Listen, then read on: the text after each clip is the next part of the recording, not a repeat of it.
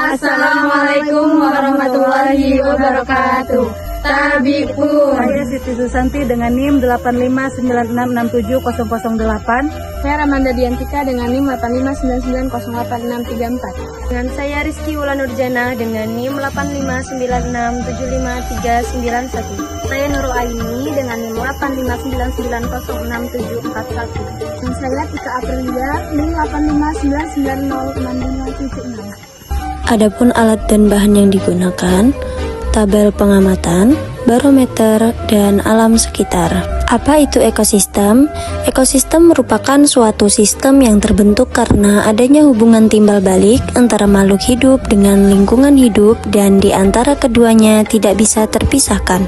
Ekosistem terdiri atas komponen biotik dan abiotik. Komponen biotik terdiri dari produsen atau tumbuhan dan konsumen atau hewan serta dekomposer atau pengurai. Sedangkan komponen abiotik terdiri atas bahan anorganik, bahan organik, dan iklim. Dari cara terbentuknya ada dua jenis ekosistem, yaitu ekosistem alami dan ekosistem buatan. Ekosistem alami merupakan ekosistem yang sudah terbentuk dari proses secara alami. Sedangkan ekosistem buatan merupakan ekosistem yang sengaja dibuat oleh manusia dengan tujuan menjaga keseimbangan hidup di dalamnya. Contoh ekosistem alami adalah hutan, padang rumput, gurun, dan gunung. Sedangkan contoh ekosistem buatan adalah sawah, taman, dan kebun. Oke, kali ini kita akan melakukan praktikum tentang ekosistem darat alami dan ekosistem buatan. Yang pertama kita akan menuju ekosistem darat alami, yaitu hutan. Komponen abiotik beserta kondisinya yang ada di hutan antara lain kondisi cahayanya yang cukup, suhunya mencapai 20 derajat Celcius, jenis tanahnya gembur dan subur, anginnya semilir, serta keadaan airnya sangat cukup. Selanjutnya kita akan mengamati komponen abiotik yang terdiri dari tanaman dan hewan. Yang pertama ada pohon buah pala, yang kedua ada pohon nangka, yang ketiga ada pohon jengkol, yang keempat ada pohon cengkeh, dan yang kelima ada pohon singkong. Kelima tanaman tersebut saling berinteraksi dengan komponen abiotik di lingkungannya, di mana tanaman membutuhkan cahaya matahari, air, dan juga tanah untuk membantu proses pertumbuhan dan perkembangannya. Selain itu, dalam beberapa tanaman juga membutuhkan hewan yang dapat membantu proses penyerbukan. Selanjutnya kita akan mengamati beberapa hewan.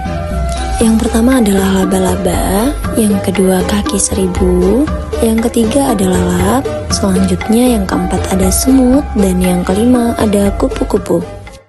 Hewan-hewan tersebut juga berinteraksi dengan komponen biotik dan abiotik di lingkungannya. Mereka membutuhkan air, oksigen, dan makanan untuk terus bertahan hidup dan berkembang biak. Dalam hal ini, tumbuhan sebagai produsen dan hewan sebagai konsumen. Selain itu, terdapat juga dekomposer atau pengurai. Mereka adalah makhluk hidup atau organisme yang memperoleh energi dengan cara menguraikan sisa-sisa makhluk hidup lain yang sudah mati. Nah, di dalam ekosistem hutan ini, pengurai yang ditemukan yaitu jamur, bakteri, dan berbagai jenis cacing. Selanjutnya, kita menuju ekosistem darat buatan yaitu sawah. Komponen abiotik yang akan kita amati meliputi cahaya.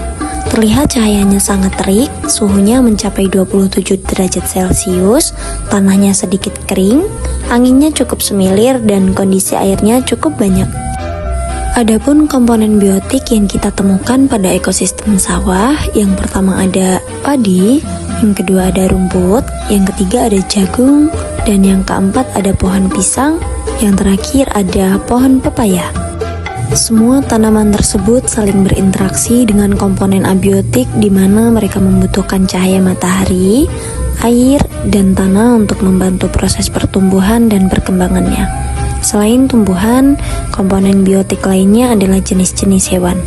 Yang pertama ada keong, yang kedua ada belalang, yang ketiga ada capung, yang keempat ada semut, dan yang kelima ada burung. Hewan-hewan tersebut juga saling berinteraksi dengan komponen biotik dan abiotik lainnya. Mereka membutuhkan air, oksigen, dan makanan untuk terus bertahan hidup.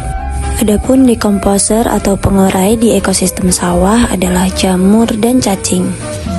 Kesimpulannya adalah dari hasil pengamatan pada lingkungan sekitar yaitu hutan dan sawah menunjukkan bahwa di alam ini terdapat hubungan timbal balik antar unsur atau komponen biotik dan abiotik yang saling membentuk sistem ekologi atau yang disebut ekosistem. Interaksi tersebut mendukung keseimbangan alam yang menguntungkan bagi makhluk hidup termasuk manusia. Sekian video praktikum dari kelompok kami ucapkan terima kasih. Wassalamualaikum warahmatullahi wabarakatuh.